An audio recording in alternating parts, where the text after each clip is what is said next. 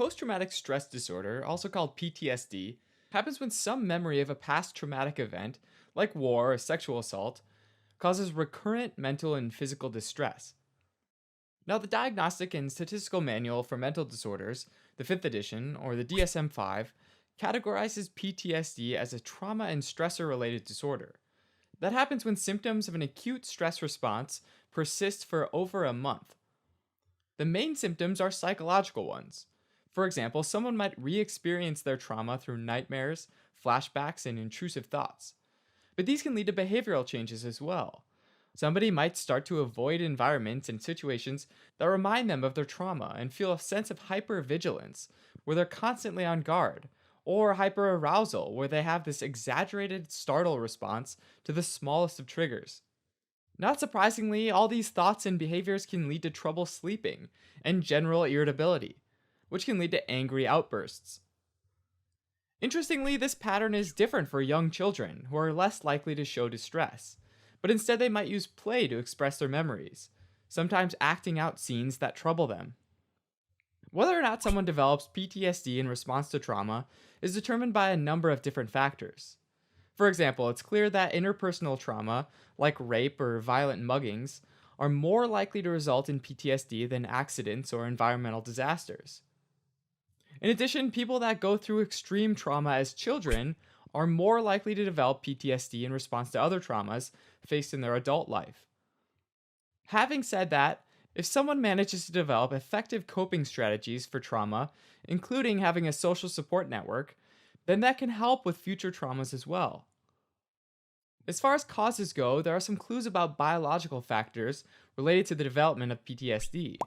For example, people with dysfunctions of the hypothalamic pituitary adrenal axis, deficits in the arousal and sleep regulating systems in the brain, and problems with the endogenous opioid system, which helps with pain control, have all been shown to be at higher risk for developing PTSD.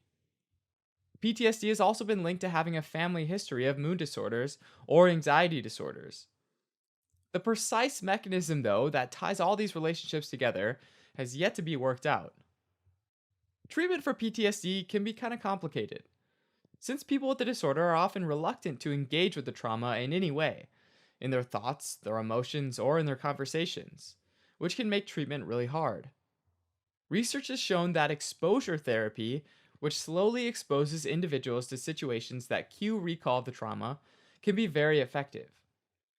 Group therapy is also a popular choice for people with PTSD, because it provides survivors with a safe place to relive their trauma in a supportive environment. In terms of medications, antidepressants, in particular selective serotonin reuptake inhibitors, or SSRIs, can help to reduce depressive symptoms that often accompany PTSD, and can help minimize flashbacks and nightmares. Anti-anxiety medications can help decrease the heightened physiological arousal often seen in people with PTSD. And finally, sleep aids can be helpful because lack of sleep and restlessness is such a serious problem with PTSD. In addition to this, a lot of people with PTSD self-medicate with alcohol and other substances, which can actually worsen their symptoms and their overall health.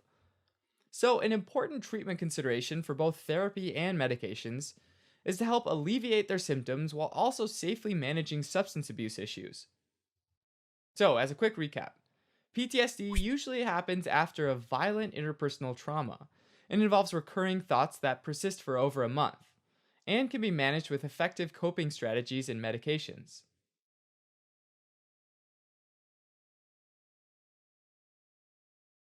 Thanks for watching. You can help support us by donating on Patreon, subscribing to our channel, or telling your friends about us on social media.